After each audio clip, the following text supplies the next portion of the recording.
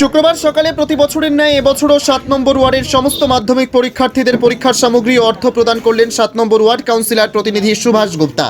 প্রায় শতাধিক মাধ্যমিক পরীক্ষার্থীদের হাতে তুলে দেওয়া হলো পরীক্ষার সামগ্রী ও অর্থ। পরীক্ষার প্রাক্কালে পরীক্ষার সামগ্রী ও অর্থ পেয়ে খুশি পরীক্ষার্থীরা।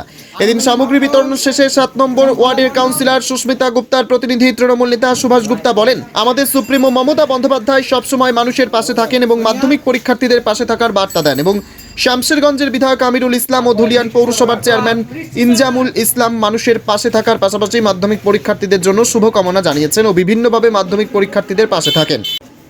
আমি এসেছিলাম 7 নম্বর ওয়ার্ডের কাউন্সিলরের কাছে, সুভাষ গুপ্তার কাছে, আর আমাকে এখানে দেওয়া হলো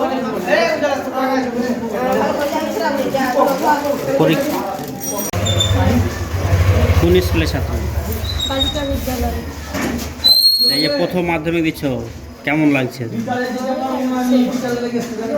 আজকে কাউন্সিলরের পক্ষ থেকে কি দেওয়া হলো? কোথায় দেওয়া হলো জ্যামিতি, স্কেল, পয়সা এসব। কে দিল এটা? আমাদের মাননীয় সুভাষ গুপ্তা।